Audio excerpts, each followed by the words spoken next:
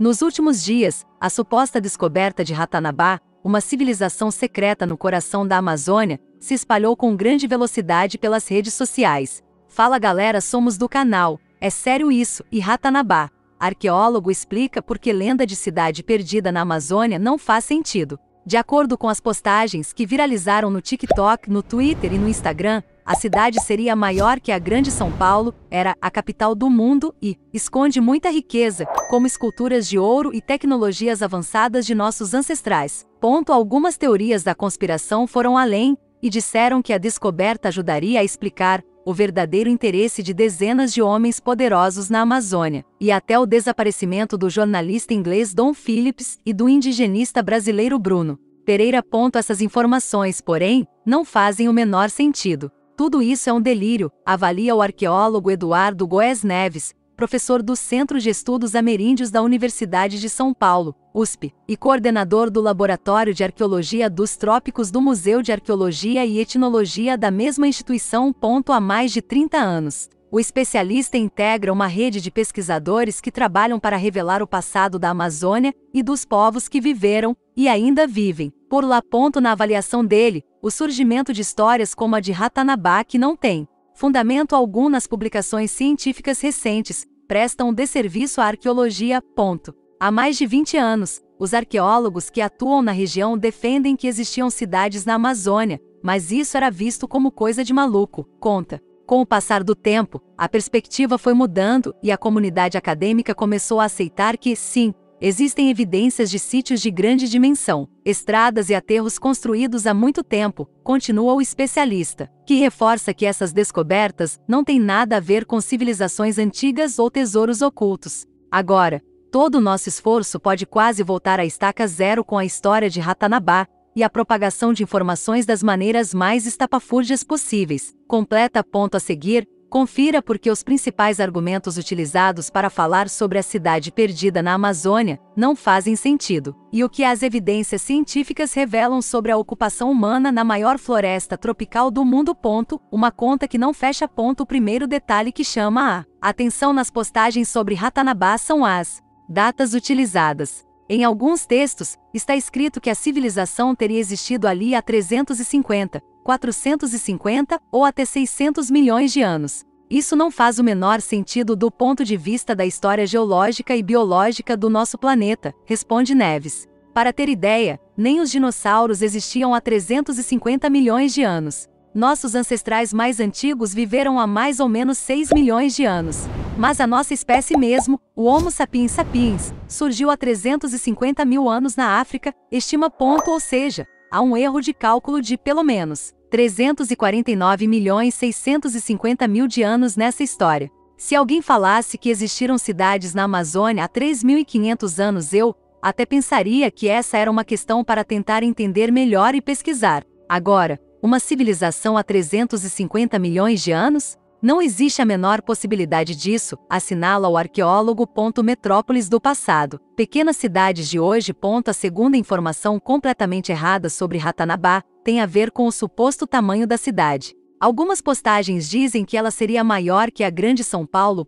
Mais uma vez, isso está em desacordo com as evidências científicas. Ainda não temos uma estimativa exata de quantas pessoas viviam nessas cidades da Amazônia, mas certamente elas não tinham o tamanho de São Paulo de jeito nenhum, diz Neves. Para ter ideia, no século XVI, as cidades mais populosas do mundo provavelmente eram Istambul, na Turquia, e Tenochtitlan, no México. E elas tinham 50 mil, no máximo 200 mil habitantes, calcula o professor da USP. Atualmente, a Grande São Paulo abriga cerca de 22 milhões de habitantes. Neves calcula que, antes da chegada dos europeus nas Américas, existiam cerca de 10 milhões de indígenas em toda a Amazônia, e esse número caiu muito a partir do século XVII por conta das guerras e das epidemias. Ensina. Linhas retas no meio da selva. O terceiro argumento que confere musculatura aos boatos sobre Ratanabá tem a ver com túneis encontrados na região amazônica ou com imagens aéreas que mostram linhas retas e quadrados perfeitos, visíveis entre as copas das árvores. Esses túneis, defendem as postagens nas mídias sociais, serviriam de passagem secreta e conectariam diversas partes da América do Sul. As linhas retas, por sua vez, não existem na natureza e seriam fruto de trabalho humano, garantem os boatos. Neves esclarece que realmente existem túneis na Amazônia. As imagens divulgadas provavelmente vêm da região do Forte Príncipe da Beira, em Rondônia, que era um posto colonial português. Essas construções estão relacionadas às disputas de fronteira entre Espanha e Portugal nas proximidades do rio Guaporé ao longo do século XVIII. Complementa.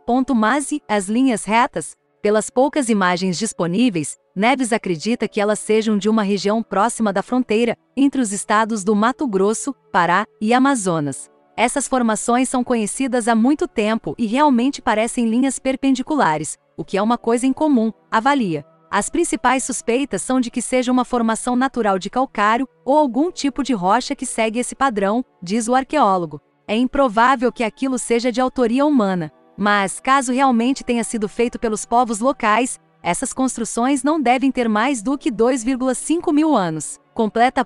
Que pode estar por trás do interesse no tema Neves, que não possui nenhum perfil nas redes sociais. Confessa que nunca tinha ouvido falar de Ratanabá até a segunda semana de junho de 2022. Quando começaram a me perguntar sobre isso, até fui pesquisar e consultar outros colegas que estudam a arqueologia amazônica, mas ninguém conhecia essa história. Relata. Embora existam perfis nas redes sociais e até livros publicados sobre a tal civilização perdida nos últimos anos, o tema só ganhou o interesse popular e foi virar um assunto amplamente comentado nos últimos dias.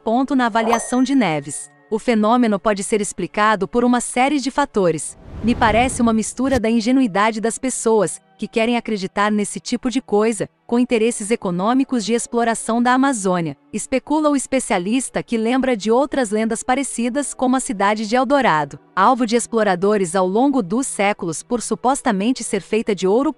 O futuro depende do passado, mas, afinal, diante das evidências científicas disponíveis no momento, o que os cientistas sabem sobre a história dos povos que habitaram essa região? Sabemos que a Amazônia foi densamente ocupada no passado, e que os povos que viveram lá deixaram marcas muito visíveis do modo de vida que tinham, com valas em formato geométrico e estradas lineares, resume Neves. E temos dados que nos mostram de forma muito segura uma relação direta entre os indivíduos que fizeram essas construções no passado e os povos indígenas de hoje. Não se trata, portanto, de uma civilização perdida, que desapareceu há milhões de anos, assegura o pesquisador.